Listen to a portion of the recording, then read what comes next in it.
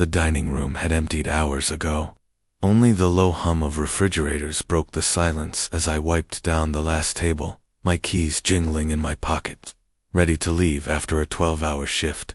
That's when I noticed him, sitting in the darkest corner booth. A customer I didn't remember serving. His silhouette perfectly still, face obscured in shadow, despite the overhead lights I'd sworn I'd turned on. "Sir, we're closed," I called out, voice bouncing off empty walls. No response. Yet something in his posture suggested he'd been waiting specifically for me to be alone. As I approached, the air grew thick with a smell I recognized but couldn't place. Something from childhood nightmares. My hand trembled against the serving tray I'd instinctively grabbed as a shield. What did he want? And why couldn't I shake? The feeling I'd done this before. My name tag read Maya in cheerful script that belied the heaviness in my feet after a 12-hour shift at Bellamy's. The restaurant prided itself on understated elegance, with soft lighting that normally felt warm but now cast long shadows across empty tables. I took another step toward the corner booth, number 17. It was our least requested table, tucked away from windows and main walkways. The perfect spot if you didn't want to be noticed. "Sir," I tried again, my voice steadier than I felt. "We closed 30 minutes ago." The man lifted his head slowly, and I could finally make out his features. Elderly, but not frail, with deep-set eyes that reflected no light. His suit was impeccable, charcoal gray with a subtle pinstripe that seemed to shift when he moved. Outdated in style, but pristine, like something preserved rather than worn. "My apologies, Maya," he said, my name sliding from his lips with uncomfortable familiarity. I lost track of time. I didn't recall serving him. I would have remembered those eyes, dark and attentive, like they were cataloging my every movement. "It happens," I said, falling into server autopilot. "But I do need to finish closing." He smiled, a careful arrangement of facial muscles that never reached those eyes. "Of course. Perhaps just one more minute of service." I find myself reluctant to leave just yet. Against my better judgment, I nodded. One more minute. One simple request. Then he'd leave, and I could lock up and go home to my empty apartment, where the only thing waiting was a half-empty container of leftover pad thai. "Would you like some water while you prepare to leave?" I offered, the words practiced from thousands of similar interactions. "How thoughtful," he replied. "Yes, water would be perfect."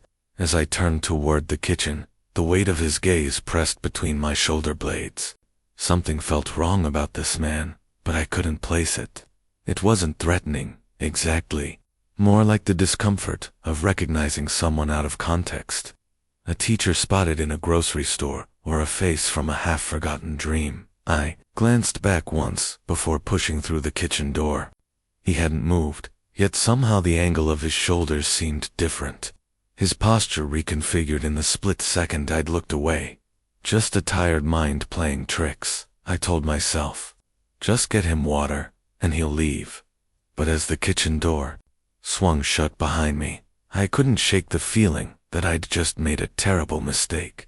The kitchen lights buzzed overhead, harsh fluorescence that made everything look clinical and strange after the dimness of the dining room.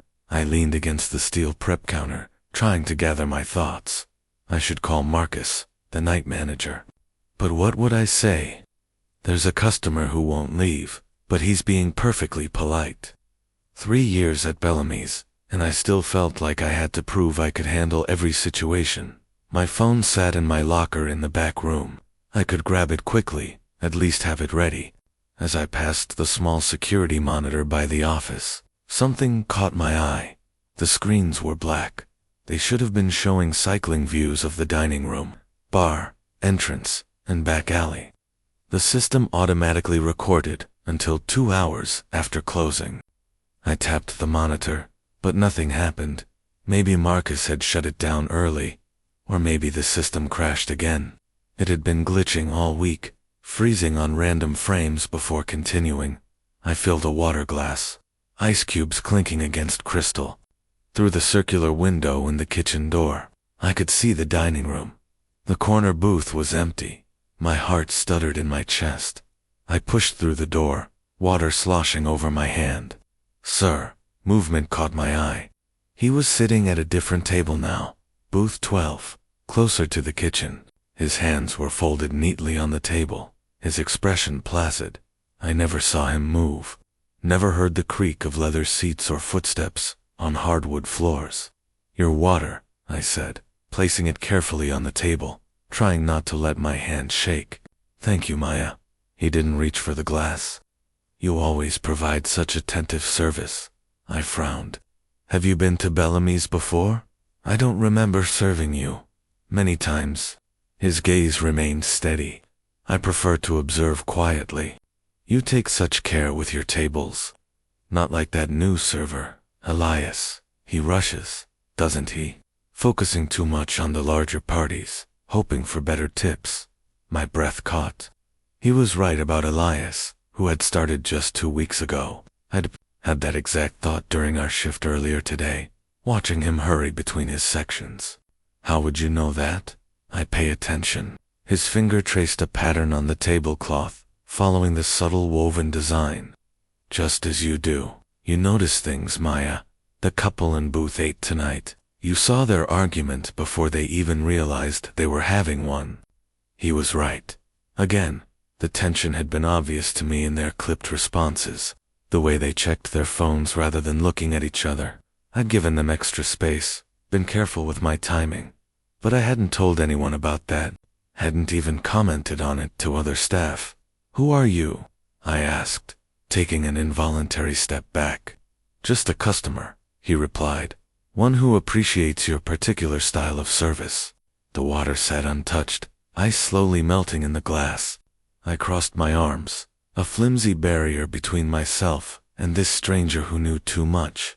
"I think you need to leave now, sir." He didn't move. "You don't recognize me, do you?" "Should I?" "I suppose not. You serve so many people." He looked around the empty restaurant with a proprietary air. "Did you know I was here last Tuesday when you dropped that tray of champagne flutes? The corner of your apron caught the edge as you turned too quickly. You were flustered because the kitchen had fallen behind on table 14's entrees." My mouth went dry. That had happened exactly as he described. A small disaster during a private event that had cost me nearly an entire night's worth of tips to replace the glassware. "Or 2 months ago," he continued, "when you found that child's stuffed rabbit, left behind, and kept it in your locker for 3 days until the family returned. No one knew about that. I'd found the toy while clearing a table and tucked it away, rather than putting it in the general lost and found. Something about the worn fabric, obviously loved, had made me want to ensure it made it back to its owner." "How could you possibly know that?" "I told you. I'm a regular." His voice was soft, reasonable. "You just haven't been paying attention." A chill crept up my spine. Had this man been watching me for months without my noticing? The thought made my skin crawl. "If you're such a regular, what's your name?" "I keep detailed notes on our frequent guests." The smile again, practiced and empty. "You can call me Thomas." He offered nothing else. No last name, no personal details that might place him in the context of normal restaurant interactions. "Well, Thomas, I need to close out the register and finish my side work. So, if you don't mind, of course." He gestured toward the front of the restaurant. "Please, don't let me interrupt your closing duties." I hesitated, then walked to the host stand where our main register was located. I didn't turn my back to him completely, keeping him in my peripheral vision. He remained at the table, still as a photograph. The register screen glowed blue in the dim restaurant. I navigated to the closing reports, more for something to do than any real purpose. All the tabs had been settled hours ago, except one. Table 17, the corner booth where I'd first spotted Thomas, showed an open check.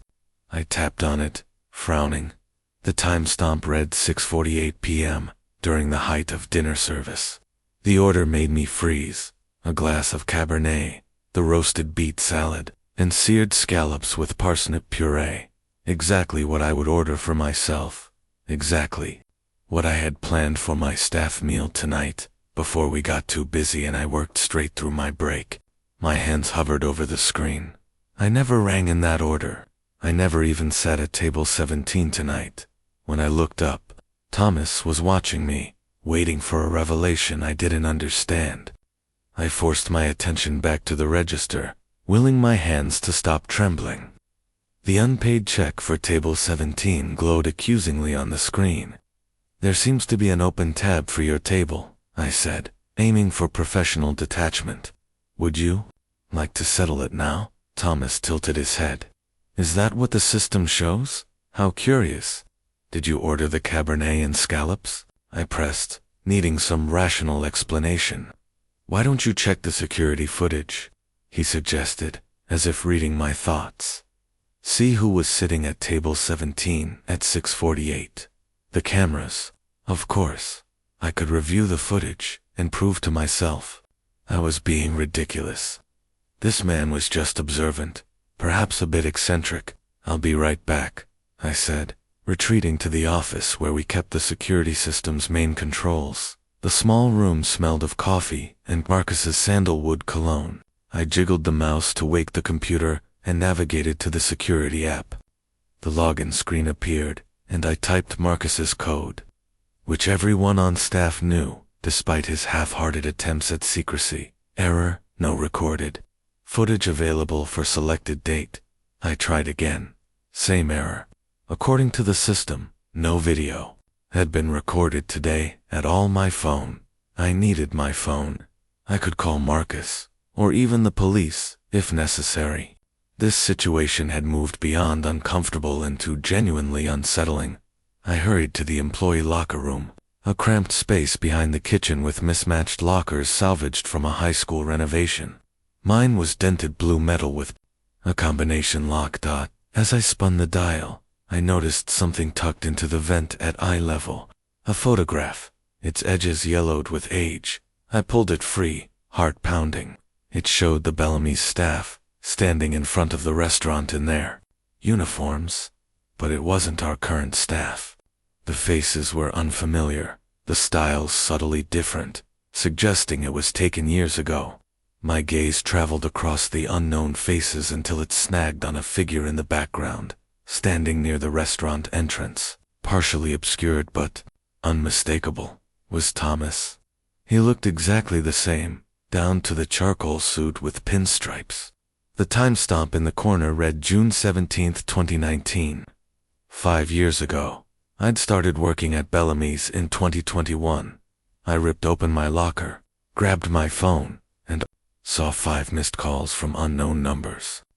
No texts, no voicemails. When I returned to the dining room, Thomas had moved again. Now he sat at the small table by the front window, the one we usually reserved for waiting guests. His back was to me, but I could see his reflection in the darkened window glass, watching my approach like a mirror in reverse. "Who are you?" I demanded, clutching the photograph. "Really?" He turned, unhurried. "You found the staff photo. Good. You're beginning to look more carefully. You were here 5 years ago. I was here before the restaurant was Bellamy's," he said. "Before it was Le Jardin, and before it was Fitzgerald's Steakhouse." I stared at him. Bellamy's had been Le Jardin until a rebranding 3 years ago, but I'd never heard of Fitzgerald's. "This building has always been a restaurant?" I asked, then immediately wondered why that was my question. Of all possible things to ask, Thomas smiled, pleased, as if I'd finally asked something interesting. "Oh no, Maya. This building has been many things, and I've been here for all of them." Thomas gestured to the chair across from him. "Please, sit. You've been on your feet for hours." I remained standing. "What do you mean you've been here for?" "All of them." "All of what?"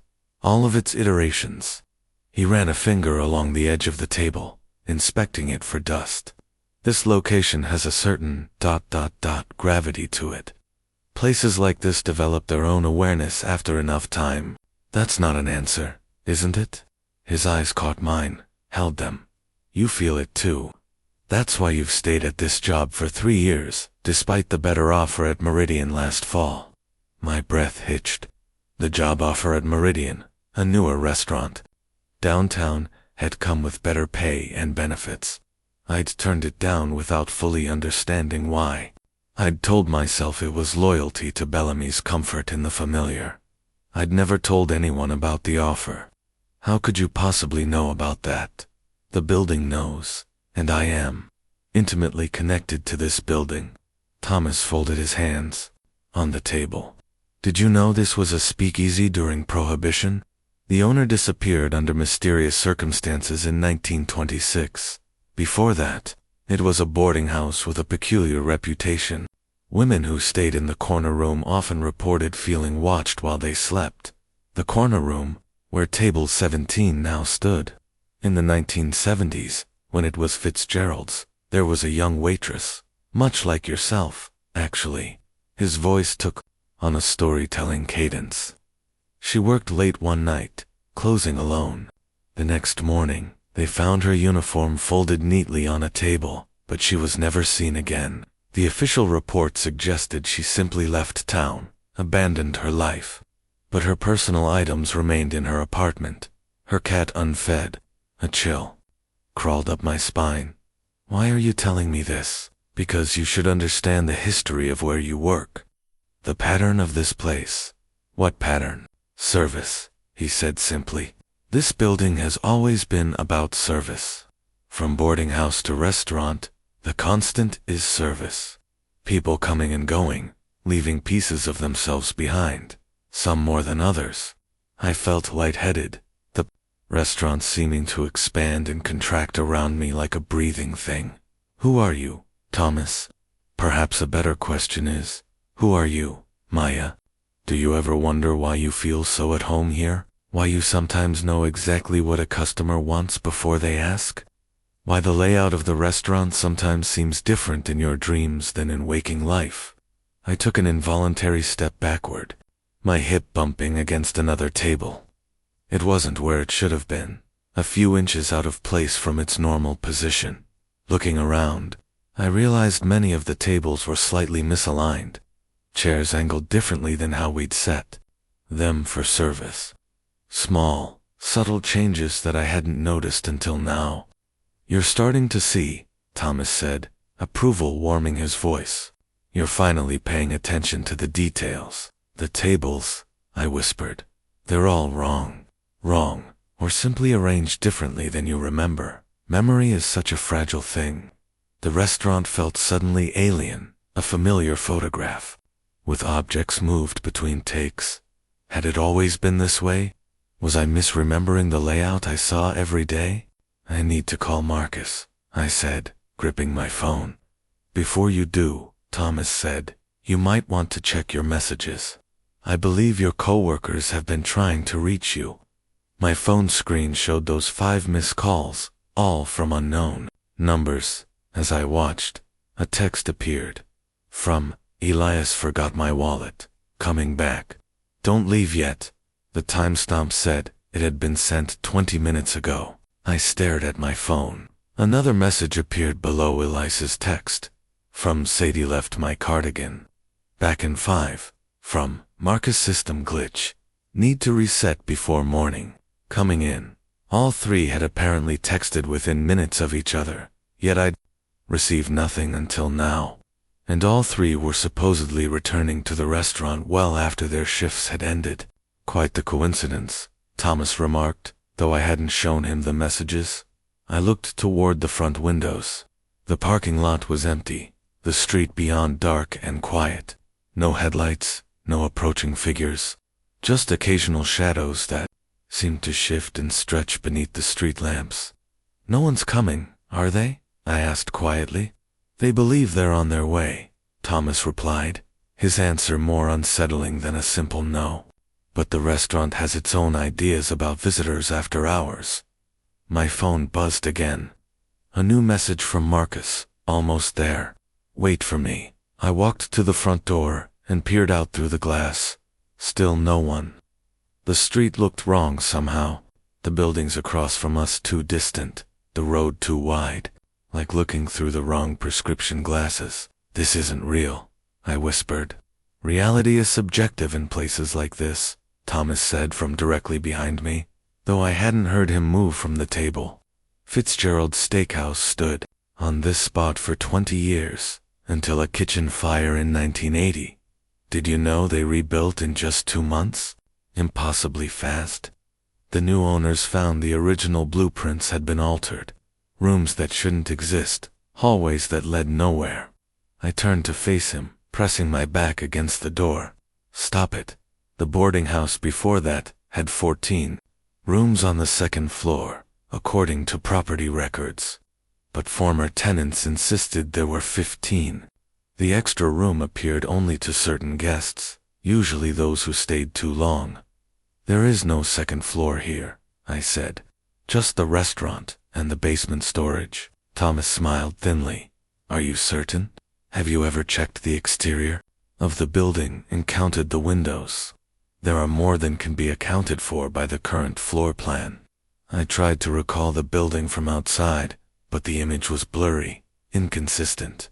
I walked past it daily, yet couldn't visualize it clearly. When La Jardin took over, Thomas continued, the renovation crew found a sealed room in the basement. No door, just drywall that shouldn't have been there. Inside was a single chair facing the wall. The construction foreman quit that day. Never returned to collect his tools. My phone buzzed insistently. 3 more messages in rapid succession. Your coworkers are persistent, Thomas observed. Yet none have arrived. Strange, isn't it? Almost as if the restaurant is keeping them at bay. It does that sometimes, when it wants private time with a particular employee. The implications of his words turned my blood cold. I needed to get out now. I'm leaving, I announced, reaching for the door handle behind me. You can stay or go, but I'm done with whatever this is. Before you try that, Thomas said calmly, look at the lock. I glanced down. The deadbolt was engaged. The key I needed was on my keyring, which I'd left on the host stand when I checked the register. The building has made its choice for tonight, Thomas said. It would be rude to leave before service is complete. Outside, a shadow moved across the parking lot, person-shaped, but too tall, too fluid. It approached the door, then veered away. At the last moment, circling around to the side of the building, my phone went silent, the screen dark, despite the new messages. Thomas smiled. Shall we continue our conversation? We have all night. I moved away from the door, circling wide around Thomas to retrieve my keyring from the host stand. His eyes followed me, patient and unblinking. The keys weren't where I'd left them. Looking for these? Thomas asked, producing my keyring from his pocket. The restaurant keys, my apartment key, and the small pepper spray canister my mother had insisted I carry all dangled from his fingers. Give those to me. My voice sounded steadier than I felt. In time, he set the keys on the table. First, I want to show you something. He gestured toward the dining room, at something behind me. I hesitated, then slowly turned, keeping him in my peripheral vision. A small red light blinked in the corner of the ceiling, beside one of the recessed light fixtures. A camera? I asked. We had security cameras, of course, but not there. Ours were white, obvious, positioned strategically by the doors, bar, and register. One of many, Thomas replied. Some installed by management, others by interested parties. He pointed to different spots around the restaurant. Once I knew what to look for, I could see them. Tiny red lights, blinking at irregular intervals. Near the wine rack, behind the decorative mirror, even one disguised within the hanging light fixture above table 6. Those aren't our security cameras. No. Thomas seemed pleased by my observation. These serve a different purpose. Monitoring patterns, behaviors. The restaurant's unique properties affect different people in different ways. Some are more receptive than others. Receptive to what? Instead of answering, Thomas pointed to a spot near the ceiling where the wall met the corner. Do you see that small vent? It wasn't there yesterday. I followed his gesture. A small metal grate, roughly 6 inches square, was set into the wall. It looked weathered, older than the surrounding paint. That's not possible, I said. We had health inspectors here last week. They checked everything. Did they? Or do you just remember them checking? Memory is subjective in places like this. A chill ran through me. What are you saying? The building changes. Maya adapts. Those who work here longest begin to change with it. Haven't you noticed yourself becoming more attuned to customers' needs? Anticipating their requests before they make them. The longer you stay, the more connected you become. He was right. I'd grown more intuitive about service over my time at Bellamy's. I'd attributed it to experience, but lately, I'd known things I shouldn't possibly have known. Like the businessman last week who ordered a Scotch neat before I could hand him a menu, exactly what I'd been thinking he would want. The cameras record these moments of synchronicity, Thomas explained. The instances where you and the restaurant become momentarily aligned. That's insane, is it? You know it's true. You feel it happening. I did. God help me, I did. What do you want from me? I asked, my voice barely audible. Nothing you haven't already given. Your time, your attention, your service. Thomas spread his hands. I'm merely the observer, the keeper of records. The restaurant is the one that wants things. My gaze returned to the small cameras, the alien vent, the tables subtly out of place. The restaurant I thought I knew was revealing itself as something else entirely. I'm going to get my keys, I said, and then I'm leaving. I quit.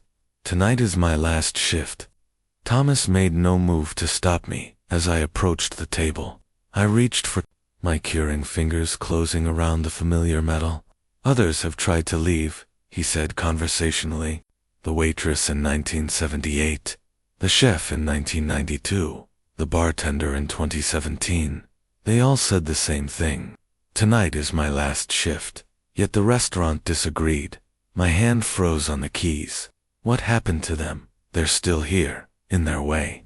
Thomas gestured vaguely at the walls. Part of the pattern. Part of the service. A loud bang from the kitchen made me jump. The sound of a metal tray hitting the floor. Ah, Thomas said. It seems we're not alone, after all. I clutched my keys, torn between fleeing toward the exit and investigating the noise. Someone else in the building meant a potential ally, but also a potential threat. Who's there? I called out, moving cautiously toward the kitchen. No answer. Thomas remained seated, watching with detached interest. Perhaps one of your coworkers managed to arrive after all. The kitchen doors swung silently as I pushed through them. The overhead lights were dimmer than I remembered, casting long shadows behind. The stainless steel equipment. A sheet pan lay upside down on the floor. The source of the noise. But that wasn't what made me freeze in place. All the pilot lights on the gas stoves were out. The refrigerators stood open, their contents arranged on the central prep table. Butter, cream, herbs, scallops, precisely laid out as if for service. Next to them was a cutting board with roasted beets already sliced into perfect rounds. My staff meal, the one I never got to eat, the one that appeared on the mysterious check. I backed away, bumping into the dish station. Something shifted behind me, and I spun around. No one there, just shadows and the lingering smell of dish soap. I pulled out my phone, illuminating the screen to use as a flashlight. The battery was at 12%, though I'd charged it fully before my shift. As I watched, it dropped to 11%, then 10%, the energy draining at an unnatural speed. A noise from the walk-in freezer drew my attention, a soft tapping, like fingernails on metal. Hello? My voice echoed in the empty kitchen. Marcus. Elias. The tapping stopped. I should go back to the dining room. Grab Thomas, force him to tell me what was happening. But the dining room now seemed miles away. the kitchen having expanded around me. Distances stretched like taffy. I moved toward the swinging door, but it looked wrong. The circular window was larger, the metal pushplate tarnished in a pattern I didn't recognize. Had it always looked that way? My phone buzzed with a new text, from unknown Czech, the wine cellar. The wine cellar was a small room off the kitchen, temperature controlled for our more expensive bottles. I rarely went in there, that being the sommelier's domain, against my better judgment. I turned away from the dining room door and moved toward the wine cellar. The short hallway leading to it seemed longer than I remembered, the texture of the walls grainier, older. The heavy wooden door of the wine cellar was ajar, a sliver of light spilling out. Someone was inside. I pushed the door open wider. The room was as I remembered it, walls lined with bottles in their specialized racks. The center table used for inventory and tastings. But there was something on the table that didn't belong. A leather-bound book, its pages open. The restaurant's reservation book. But it looked different. The cover worn in a way our current one wasn't. I approached cautiously, keys gripped between my fingers as a makeshift weapon. The pages were filled with handwriting I recognized as my own, but I had no memory of writing these entries. They were dated for next week, detailed notes about table arrangements, special requests, and staff assignments. My handwriting grew progressively more agitated across the pages, the neat script becoming jagged and desperate. The final entry, dated 7 days from now, read simply, "He's here again. Corner booth. Watching. Always watching. The restaurant feels different tonight. Wrong. I think this will be my last shift." The entry ended mid-sentence, the pen trailing off into a thin line that stretched to the edge of the page, as if my hand had been pulled away while writing. My breath fogged in front of me, the temperature in the cellar plummeting. The door clicked shut behind me. I whirled around, yanking at the handle. Locked. My phone lit up with a final text message before the battery died completely. From Thomas Time, to return to your station. Maya. The night is just beginning. I pounded on the wine cellar door, panic rising in my throat. The darkness was absolute now that my phone had died. The only light, a thin strip beneath the door. "Thomas, let me out." My voice sounded muffled, as if the room were larger than it should be, absorbing the sound. I fumbled with my keys, trying each one in the lock, but none fit. A soft click, and the door swung open. The kitchen beyond was dark, the only illumination coming from the dining room. I stepped out cautiously, every nerve ending alert. The dining room lights had been dimmed further, creating pools of amber amid deepening shadows. Thomas sat at a different table now, examining what looked like a menu. Not our standard leather-bound Bellamy's menu, but something older, printed on yellowed paper. "Ah, Maya. Perfect timing." He gestured to the chair across from him. I was just reviewing the offerings. I remained standing, keys still clutched between my fingers. "What is that?" "Tonight's menu. Very different from your usual fare." He turned it toward me. The letterhead read Fitzgerald's Steakhouse, the restaurant Thomas had mentioned from the 1970s. Below that were food items I didn't recognize, with descriptions that made my skin crawl. Forgotten veal, tender cutlets prepared from memory, served with amnesia sauce. Surveillance soufflé, rises only when observed directly, asterisk. The manager's special, asterisk. We know what you want better than you don't, at the bottom. In small italicized text, all meals include a lifetime of service. "This isn't real," I said, though I was no longer certain what real meant in this place. "No. Then what is this?" Thomas slid something across the table. A photograph, different from the staff photo I'd found earlier. This one showed the interior of Bellamy's, but subtly wrong. The bar was positioned differently. The light fixtures were older, and standing in the center of the dining room, wearing a server's uniform, was me. I had never worn that style of uniform, had never posed for such a photo. When was this taken? My voice sounded distant, to my own ears. 3 months from now, Thomas replied, or perhaps 5 years ago. Time becomes circular in places of extended service. I dropped the photo as if it had burned me. This is impossible. Your current understanding of possibility is limited by conventional thinking. Thomas folded the menu carefully. The restaurant expands such limitations for those who remain within its influence long enough. A noise from the front of the restaurant caught my attention. The main door was opening, the bell above it chiming softly. Relief flooded through me. Someone was here. Someone real. I rushed toward the entrance, hope propelling me forward. Hello. We're closed, but please, I need help.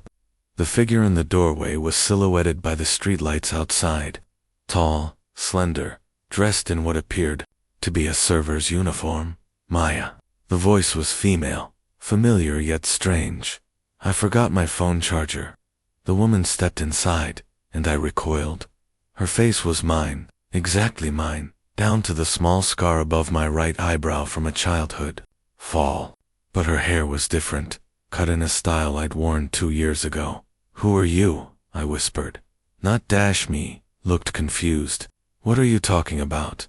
I just came back from my charger. She glanced around the restaurant, her gaze passing over Thomas, without recognition. Why are all the tables rearranged? Is Marcus trying a new floor plan again? From behind me, Thomas spoke. Time is circular in places of extended service. Not me didn't seem to hear him. She walked past me, toward the break room, her movements familiar in their efficiency. I turned to Thomas, who watched with clinical interest. What is happening? The restaurant is showing you possibilities, he replied. Versions of service that exist simultaneously. You are beginning to see beyond conventional limitations. I followed my doppelganger down the hallway toward the break room, desperate for answers. She moved with purpose, completely at ease in the restaurant that now felt alien to me. Wait, I called after her. Please. She paused, turning back with an expression of mild annoyance. What? I'm just grabbing my charger. Some of us have plans tonight. Do you see anything strange happening here? I gestured around us. The tables, the lights, that man in the dining room. Not me frowned. The only strange thing is you acting like this. Did you take something? Or are you just sleep-deprived again? Again, you've been picking up doubles all month. I told you. It was too much. She sighed, her expression softening into something like pity.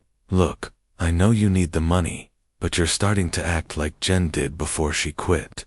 Jen. I didn't know anyone at the restaurant named Jen. Not me stared at me like I'd grown a second head. Seriously, Jen Martinez. She trained both of us when we started. God, Maya, you really need some sleep. She turned away, continuing toward the break room. I followed, questions crowding my throat. When we reached the employee lockers, she went straight to one labeled Maya D, and opened it with a key I didn't recognize. The contents weren't mine. A different jacket hung inside. Photos taped to the interior showed me with people I'd never met. A university diploma partially visible beneath a scarf bore my name but listed a degree I hadn't earned. That's not my locker, I said. Not dash me grabbed a phone charger and closed the locker, giving me a strange look. Did you hit your head or something? You've had this locker since you started. She brushed past me, heading back toward the dining room. I stood frozen, staring at the locker. When I finally turned to follow, the hallway stretched before me, impossibly long. The break room door now distant. I ran, the corridor extending with each step, until I was breathless and no closer to the dining room than before. Finally, I stopped, hands on my knees, gulping air. She won't be coming back. Thomas stood beside me, though I hadn't heard him approach. The hallway had returned to its normal dimensions. What was that? Who was she? Another version of you. One who made different choices, took different shifts, served different customers. He gestured for me to follow. The restaurant contains many such variations. all existing simultaneously. We walked back to the dining room, which had changed again. Tables were now arranged for a private event, a configuration I recognized from a wedding rehearsal dinner we'd hosted last month. Your double is correct about one thing, Thomas said. Jennifer Martinez did train you when you started. You've simply forgotten. No, my trainer was a guy named Paul. In this version, perhaps. Thomas smiled thinly. But there are other versions where different people shaped your experience here. I rubbed my temples, trying to force my fragmented thoughts into coherence. If what you're saying is true, then which version is real? Which one am I? All of them. None of them. The question betrays a limited understanding. Thomas walked to the bar and retrieved a glass, filling it with water. What matters is which version the restaurant prefers. He offered me the water. I didn't take it.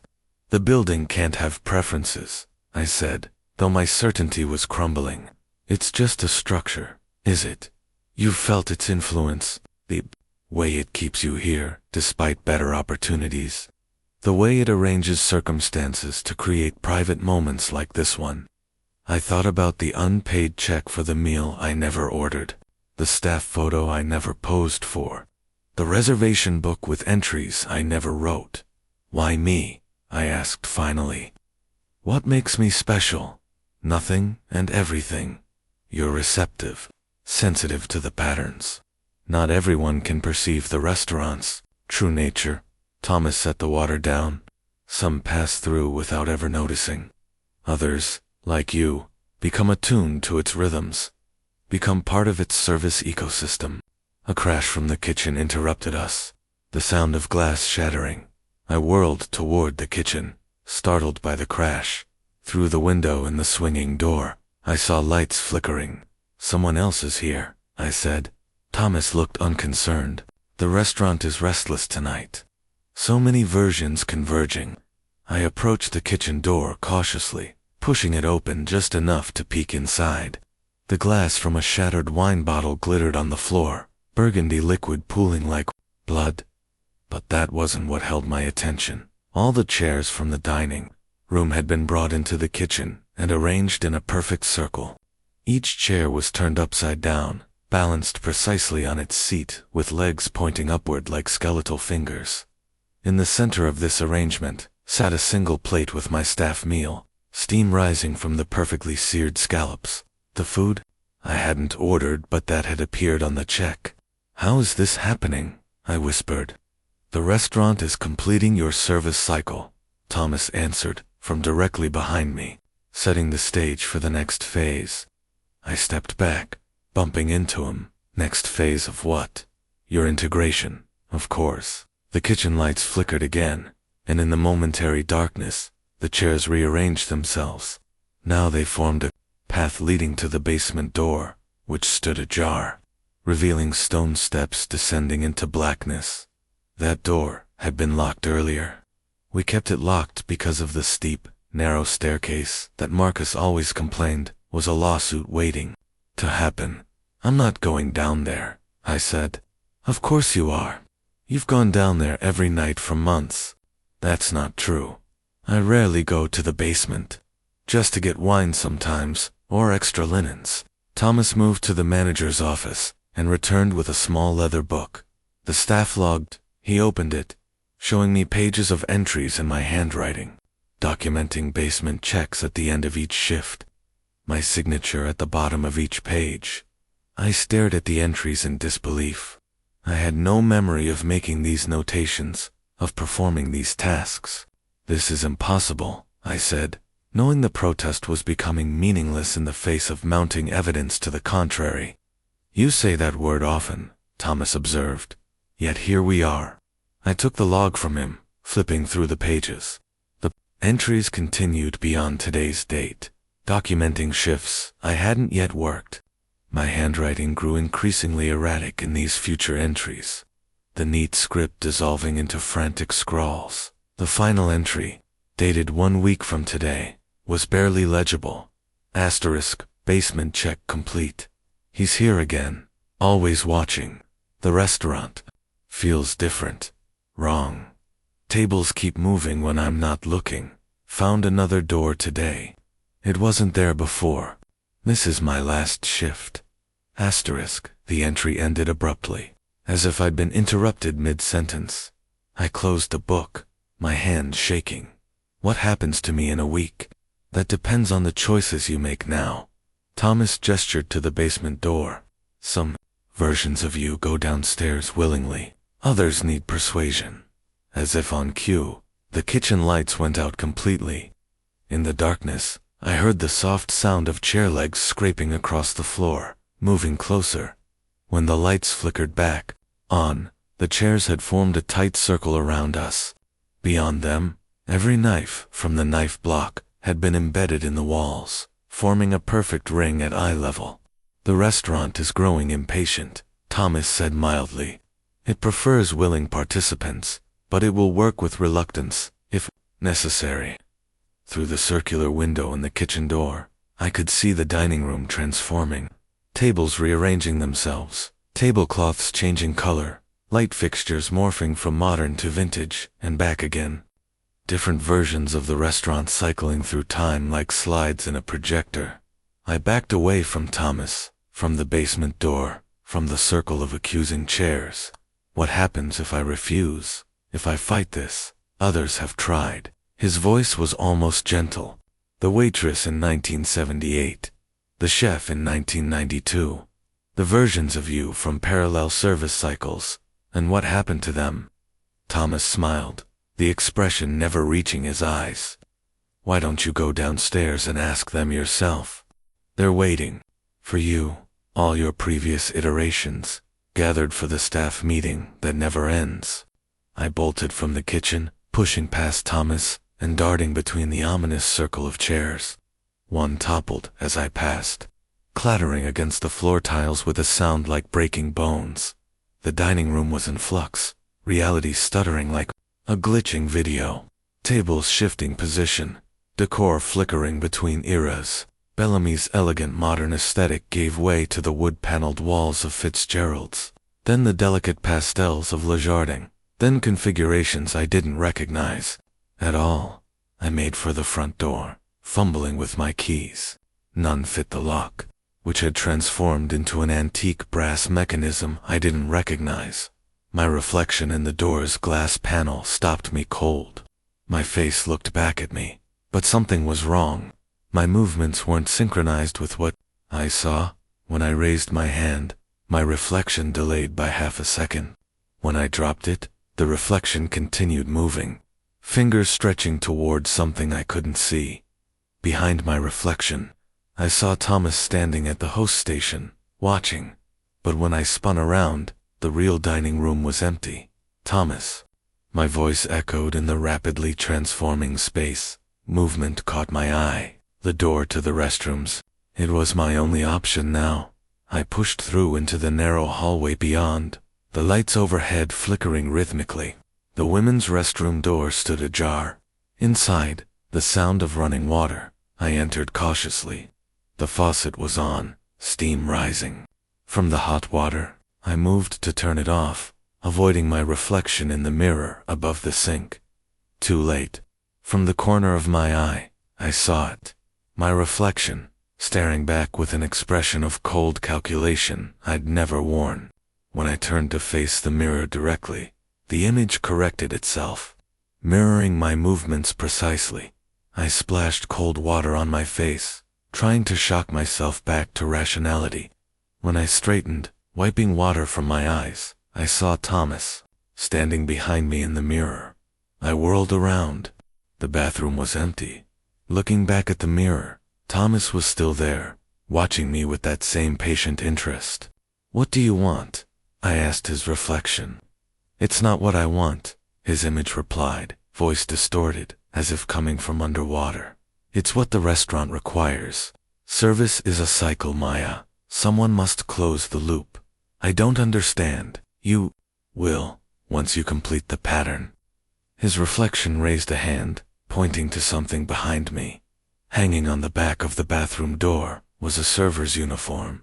Not the black button-down and slacks of Bellamy's, but an older style. A white blouse, black skirt, and small apron. The uniform from the Fitzgerald's era Thomas had described.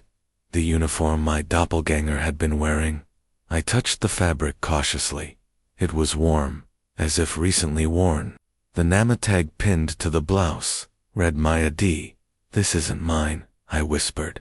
"It has always been yours," Thomas's reflection replied. Across all versions of service, the bathroom lights flickered, and when they stabilized, Thomas's reflection had vanished. In its place, I saw myself wearing the Fitzgerald's uniform, looking back with hollow eyes. I backed away from the mirror, from the uniform, from this nightmare that kept shifting and expanding around me. Something buzzed in my pocket. Impossible. My phone had died in the wine cellar, yet when I pulled it out, the screen glowed with a calendar notification. Service meeting midnight. Dahlia had no memory of creating this recurring event. Yet according to the history, I'd been accepting it daily for months. The first instance dated back to my hiring date at Bellamy's. The bathroom door swung open on its own, revealing the dining room beyond. But it wasn't Bellamy's anymore.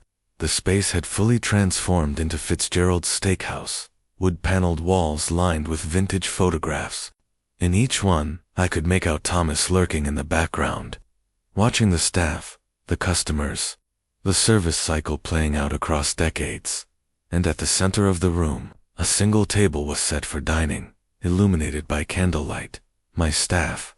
Meal waited, steam still rising, improbably from the perfectly seared scallops. Beside the plate lay an order pad and pen. Thomas sat opposite the place setting, checking his watch. "Right on schedule," he said, looking up at me. "Service begins at midnight. It always has." I remained in the bathroom doorway, unwilling to step into the transformed restaurant. My phone showed 11:58 p.m. "What happens at midnight?"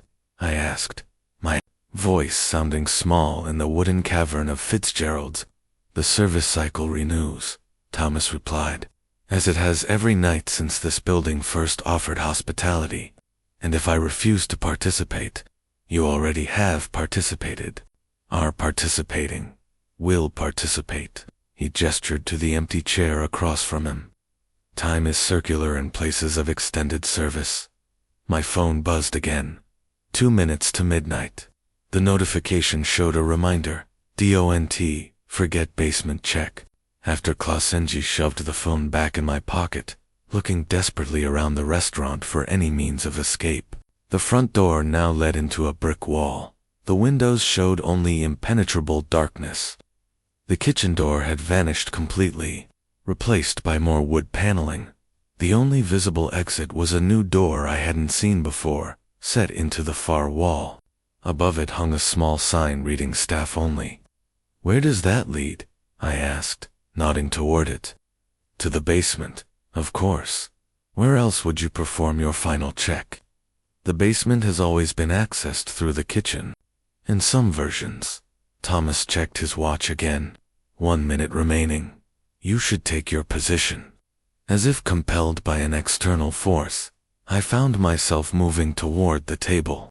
My feet seemed to know the path without conscious direction, navigating between tables that shifted subtly as I passed. I stopped short of the chair.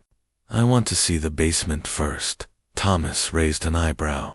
An unusual request at this juncture, but the restaurant accommodates variations in the pattern. "Perhaps this will help clarify your role." He stood, gesturing toward the staff door. As we approached, I noticed small scratches in the wood around the handle, as if made by desperate fingernails. Thomas produced a key I didn't recognize and unlocked the door. Beyond lay a narrow staircase descending into darkness, stone steps, worn smooth in the center from countless trips. "After you," he said. "I'm not going down there in the dark." Thomas sighed. Such predictable reluctance at this stage. "Very well." He reached inside, flipping a switch. Bare bulbs illuminated the staircase, casting stark shadows. The steps led down to a landing, then turned sharply out of sight. "What's down there?" I asked, peering into the gloom beyond the landing. "The heart of the restaurant. The place where service truly begins, where all versions converge. My phone buzzed a third time. Midnight. The restaurant around us shuddered, a physical tremor running through the structure. The lights flickered wildly, and for a moment, I glimpsed Bellamy's modern interior superimposed over Fitzgerald's vintage decor. The two realities, fighting for dominance. A high, thin wail rose from the basement depths, like air forced through a narrow pipe. It modulated into something almost like speech, a chorus of voices overlapping, repeating the same phrases. Asterisk service begins at midnight. The final check. The basement waits. The cycle continues. Asterisk. I stumbled back from the doorway, but Thomas caught my arm, his grip painfully strong. It's time, Maya. The meeting cannot start without you. Everyone is waiting. What meeting? Who's waiting? All the others who served here. All the versions of you who came before. All those who recognized the pattern too late. The voices from below grew louder, more distinct. I could make out individual words now, individual tones. Among them, I recognized my own voice, calling up from the depths. Asterisk Maya, come down. Join us. The service never ends, but the burden is lighter when shared. We've been waiting so long. Asterisk how many? I whispered, unable to look away from the descending stairs. How many are down there? As many as there are versions of this place, Thomas answered. Hundreds, thousands. Time loops back on itself here, creating endless iterations of the same service cycle. He pulled me toward the door, toward the waiting darkness, toward the chorus of my own voices calling from below. The restaurant requires a servant who understands its nature, who sees the patterns, who completes the cycle. His breath was cold against my ear. Tonight, Maya, you finally qualify. I wrenched my arm from Thomas's grasp, stumbling backward. The door to the basement remained open, the voices from below growing more insistent, more familiar. Each one mine, yet not mine. Versions of me I had never been, might never become. I need to see, I said, surprising myself. Not the basement. The rest of this place. If what you say is true, show me where it all connects. Thomas tilted his head, considering. An unusual variation. The restaurant might accommodate it. He gestured to a door I hadn't noticed before, tucked behind the host stand. This will show you what you need to understand. I approached cautiously, half expecting another trick. The door was old, metal rather than wood, with a heavy bolt lock. It looked like it belonged in a factory, not a restaurant. Thomas slid the bolt open. The door swung inward, revealing not another room, but a long corridor lined with pipes and electrical conduits. Emergency lighting cast a sickly green glow over concrete walls. What is this place?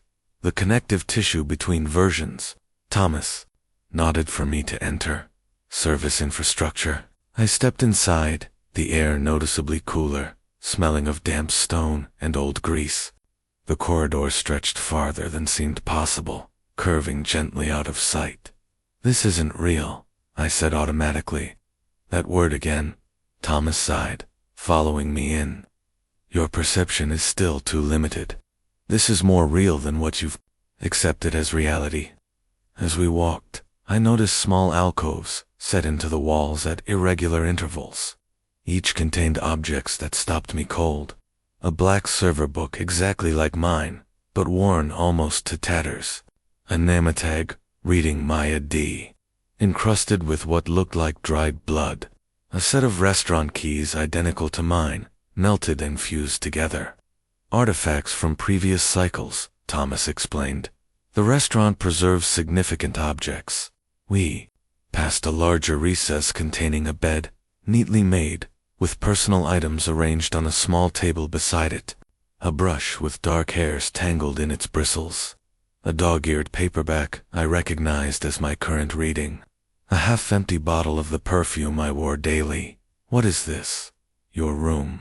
Thomas ran his fingers along the edge of the table. From the boarding house iteration. From the cycles where you lived on site. From the future where you never leave. I backed away, bumping into the opposite wall. I never lived here. Not in your current iteration, but in others. He gestured further down the corridor. Would you like to see more? Against my better judgment, I continued forward. The hallway widened into a circular chamber with doorways leading off in all directions. In the center stood a pedestal holding a large leather-bound book. Thomas walked to it, opening to a marked page. The complete service record. Every employee who ever worked here, in any version. I approached, looking down at the open page. There, in a neat column, was my name repeated dozens of times, each entry followed by dates of employment. Some showed standard time frames, 1 or 2 years. Others showed decades. One entry simply read Maya Delaney, 1978 present. That's not possible. I wasn't even born until 1996. Time is irrelevant here. All service cycles exist simultaneously. Thomas flipped to another section. The guest records are equally illuminating. This page showed a single entry, repeated hundreds of times. Asterisk Thomas, corner booth, arrival time, closing, departure time, never recorded. Asterisk, cold realization washed over me. You're not a customer. I am the only customer who matters. Thomas closed the book carefully. The observer, the constant, the one who ensures the cycle continues. What are you? I am what the restaurant requires, as are you. He gestured to the multiple doorways. Each leads to a different version of the basement. Different eras, different iterations of service, all containing those who recognize the pattern too late. From each doorway came the sound of voices, my voice multiplied and distorted, calling my name with increasing urgency. They're waiting for you, Maya, for this version of you to join the collective, to complete this cycle so the next can begin. I backed away, toward the corridor we had entered through, but found only solid wall. The single exit had vanished. There's nowhere to go but forward, Thomas said. Choose a doorway, choose a version. But you must choose. The circular chamber seemed to contract around me, the doorways blurring together. The voices from each grew louder, a cacophony of my own voice in different timbres, different inflections, all calling for me to join them. I don't understand what you want from me, I said, pressing my back against the wall. Understanding isn't required for service, Thomas replied. Only compliance. And if I refuse, others have tried. He gestured to one of the doorways. Would you like to meet them? Without waiting for my answer, he strode toward it, pushing it open. Beyond was not a basement, but a replica of Bellamy's dining room, frozen in a moment of service. Staff moved between tables in slow motion, their movements jerky and unnatural. Customers sat with forks, halfway to their mouths, expressions blank. At the center of this tableau stood a woman in Bellamy's server uniform, staring directly at us.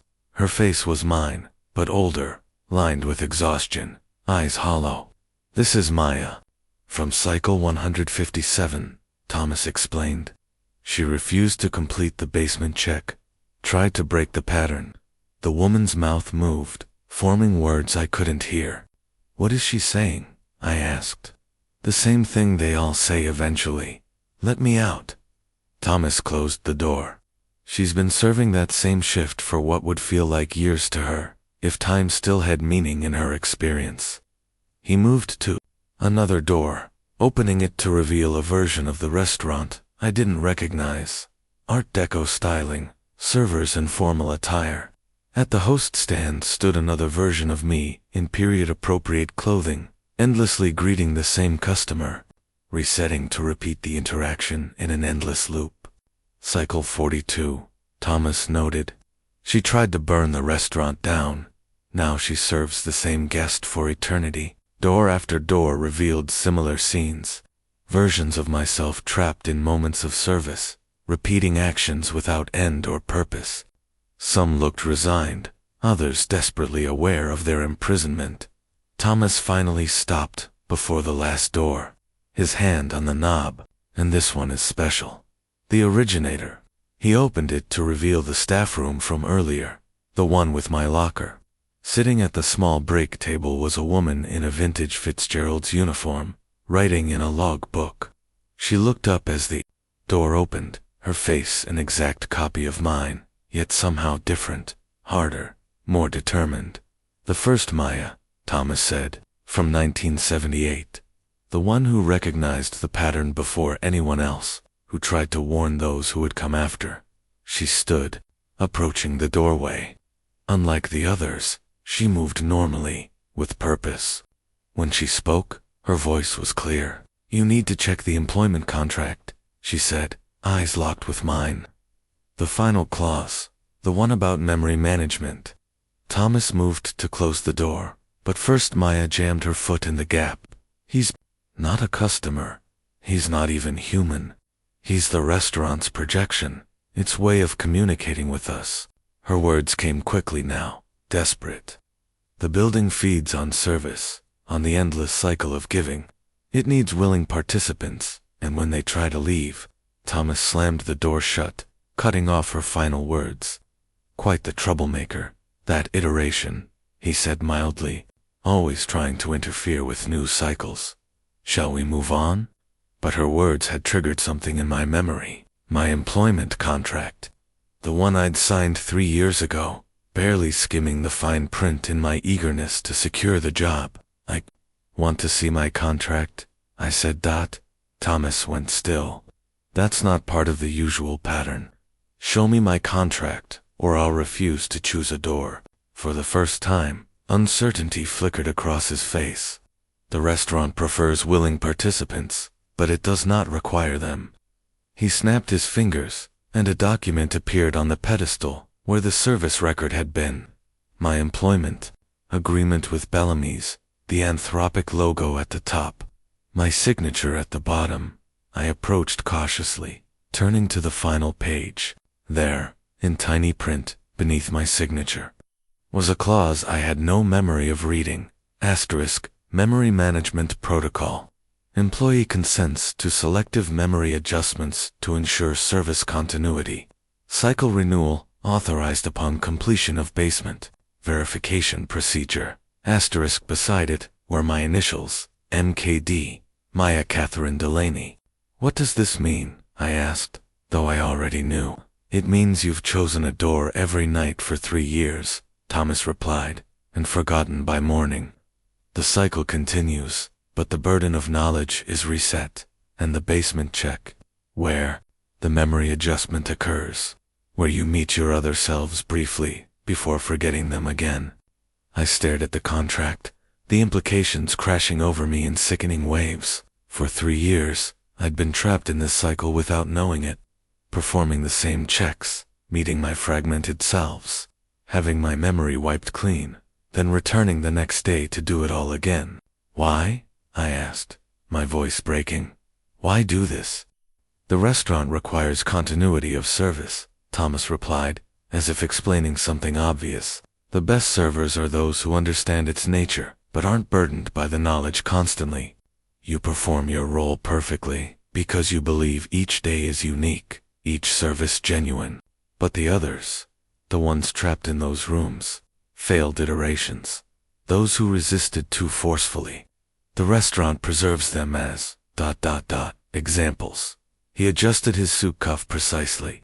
"Most versions, like yours, simply perform the basement check and reset. A much more efficient arrangement." I thought of first Maya's warning, her desperate attempt to communicate. He's not a customer. He's not even human. What are you, really?" I asked. "I am the restaurant's curator, its constant observer. I exist in every iteration, monitoring the service cycle." Thomas tilted his head, studying me. "Some nights you ask that question. Others, you simply choose a door without inquiry. And what happens when I choose? You meet your other selves briefly. The memory adjustment occurs. You return to your apartment, sleep dreamlessly, and arrive for your shift tomorrow with no recollection of tonight's events. And this happens every night. Only when you close. The restaurant arranges the schedule to ensure you close 3 times weekly. Optimal frequency for the cycle. I thought about my schedule, how I always seemed to get closing shifts despite requesting otherwise, how Marcus always apologized, but claimed it couldn't be helped. Is Marcus part of this? Does he know? The manager serves his purpose, though his awareness is peripheral. He ensures you remain employed here, despite better opportunities. Makes certain you close regularly. The contract in my hands suddenly felt heavy, binding in ways far beyond legal obligation. I let it fall back onto the pedestal. I quit, I said firmly. I'm not choosing a door. I'm not completing this cycle. Thomas sighed. As I said, the restaurant prefers willing participants, but does not require them. He snapped his fingers again, and the circular chamber transformed. The doorways vanished, replaced by a single exit. Beyond it, I could see the dining room of Bellamy's returned to its normal state. My belongings sat on a table near the exit, purse and jacket, ready for my departure. You're letting me go? I asked, suspicious. The restaurant recognizes when a particular version has reached the end of its useful service cycle. You're clearly unsuitable for continued participation in this iteration. Thomas gestured to the exit. Your final paycheck will be mailed to your address on file? It couldn't be this easy. After everything I'd seen, everything I now knew, they wouldn't simply let me walk away. What's the catch? No catch? Simply a termination of employment. Others will take your place. The service continues regardless of individual participants. Still wary, I moved toward the exit, half expecting it to vanish as I approached, but it remained solid, the familiar dining room beyond unchanged. I collected my belongings, keeping Thomas in my sight. One final formality, he said, producing a document. Standard termination paperwork. I took it reluctantly. A simple form acknowledging my voluntary resignation, waiving any claims against the restaurant. At the bottom was a single line. Employee acknowledges memory adjustment protocol will be suspended upon termination. What does this mean? I asked, pointing to the line. It means you keep your memories of tonight. All of them. Every door you've chosen. Every cycle you've completed. Every version of yourself you've met in the basement. Thomas smiled thinly. The restaurant believes in appropriate parting gifts. A chill ran through me. That would drive someone mad, perhaps. But it's protocol. Sign, and you're free to go. With everything you've experienced intact. I stared at the form, pen, hovering above the signature line. Freedom, but at what cost? I set the pen down without signing. No, I said. I won't sign this. Thomas raised an eyebrow. Then you remain employed. The cycle continues. There's another option. I reached into my pocket, pulling out my lighter. A small risk as a non-smoker, but one that had saved me from tangled receipt tape more than once. Understanding dawned in Thomas's eyes. The restaurant has survived many attempted destructions. Fire, flood, deliberate demolition. It simply rebuilds, remanifests, maybe. But I'm not trying to destroy the restaurant. I flicked the lighter, the small flame dancing. Just this contract. I touched the flame to the termination form. It caught quickly, curling at the edges. Thomas made no move to stop me, watching with detached curiosity as I dropped the burning paper to the floor. An interesting variation, he noted, but ultimately futile. The restaurant keeps records of all agreements in its memory. Then I'll need to alter that memory. I moved to the pedestal, where my original employment contract still lay. Before Thomas could react, I set it alight as well. The effect was immediate and violent. The restaurant shuddered, lights flickering wildly. A high-pitched wail emanated from everywhere and nowhere, the sound of systems in distress. Thomas's form flickered like a bad television signal. What have you done? Broken the formal agreement? I watched the contract burn to ash. Without consent, there can be no service. The walls around us began to warp, reality bending as the restaurant struggled to maintain its form without the binding document. The single exit doorway multiplied, then split, copies fragmenting across the walls like a broken mirror. Thomas himself was changing, his human appearance destabilizing. One moment he was the elderly man I'd first seen in the corner booth, the next a featureless mannequin in a suit, then a collection of shadows roughly person-shaped. The restaurant will simply create a new agreement, his voice distorted, coming from multiple sources. A new cycle, a new Maya, maybe. I watched the last of the contract turn to ash, but it won't be me. The floor beneath us tilted, the circular chamber breaking apart. Through cracks in the walls, I could see glimpses of other versions of the restaurant, other service cycles playing out. The barriers between iterations were collapsing, and then, something unexpected. From each fragmenting doorway emerged a version of myself. First Maya, in her Fitzgerald's uniform. Modern Maya, in Bellamy's attire. Dozens more in various uniforms from throughout the restaurant's history. All converging, all suddenly aware of each other. Thomas's form continued to glitch between appearances. This is unprecedented. A multi-cycle collapse. The first Maya approached me, eyes clear with recognition. You broke your contract. You've created a cascade failure across iterations. Is that bad? I asked. It's necessary. She turned to Thomas, whose form was now barely humanoid. Without the binding agreement, your hold over any version of us is severed around us. The restaurant continued to transform, spaces overlapping impossibly. Bellamy's modern interior phased through Fitzgerald's wood paneling, through earlier iterations I didn't recognize. The basement door appeared and disappeared at random intervals along shifting walls. What happens now? I asked first Maya. Realignment. She gestured to the other versions of ourselves, now forming a circle around the increasingly unstable Thomas. For the first time, we have the advantage of awareness across all cycles simultaneously. Thomas's voice came in broken fragments. The restaurant will adapt. Service continues. Pattern persists. Not with us, first Maya declared. Not anymore. As one, every version of myself turned toward the nearest exit, any exit, moving with singular purpose. I followed their lead, picking a doorway that briefly stabilized in the shifting chaos. I found myself in Bellamy's dining room, but wrong.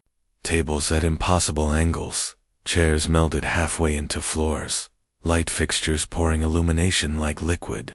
The front door stood open, revealing not the parking lot but a featureless void.